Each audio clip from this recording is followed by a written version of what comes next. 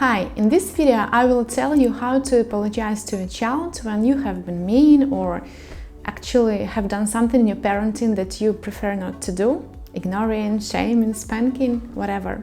And I will also tell you about the don'ts, the things that make your apologies toxic and ineffective.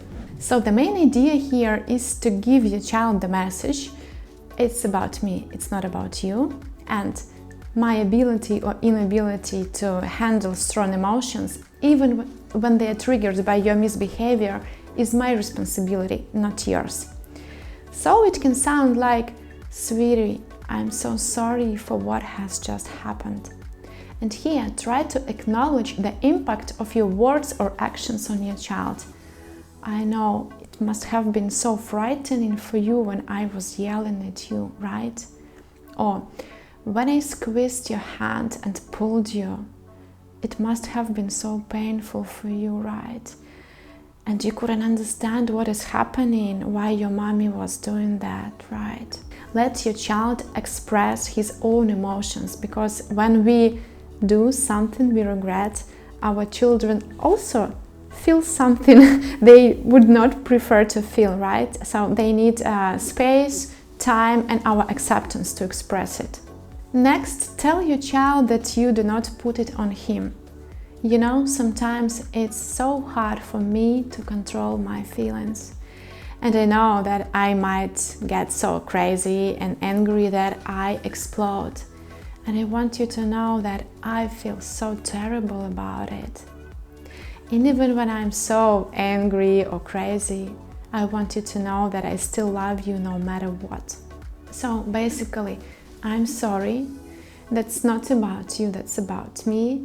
I acknowledge the impact of emotional disconnection on you, and even at those moments I love you.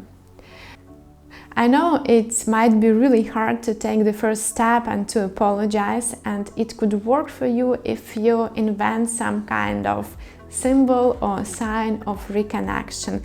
Children really love that. So now let's talk about the don'ts. First, sorry, but. I know we as parents really want to let our children know how they were wrong and how that led to our own reactions. But when we do so, actually we kind of cancel our apology. Sorry, but you are guilty. Apologies do not work that way. If it's really important for you, you can discuss what has happened later on, but when you apologize, don't put the responsibility on your child. The second sounds like, I will never do it again. Well, I'm sure you won't have an intention to do it again, but you can never know when you fail to control your own emotions, right? So you can say, for example, I want you to know that I really work on myself and I try to control my emotions better. And you know how terrible I feel when we have accidents like that. The next, don't ask for forgiveness. Do you forgive me? Please forgive me. When we say I'm sorry, that doesn't mean that the child stops feeling sad or angry or mad or whatever. And that would be great if you could give him space and time to share it. You can say, for example, I know you're still angry at me, and you know what? At your place, I would also be that angry. But I want you to know that I'm here for you. And when you are ready, I would be happy to reconnect. And the fourth, please, do not tear yourself to pieces for not being a perfect parent. You all are human, we are alive. We are normal, not ideal.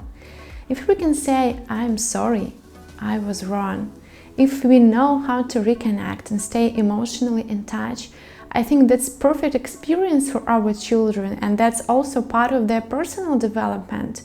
To know how and be able to say, I'm sorry, to be able to take apologies, to stay emotionally in touch, to be able to reconnect our emotional disconnection. I think this is something we all need. So let's not deprive our children of that experience.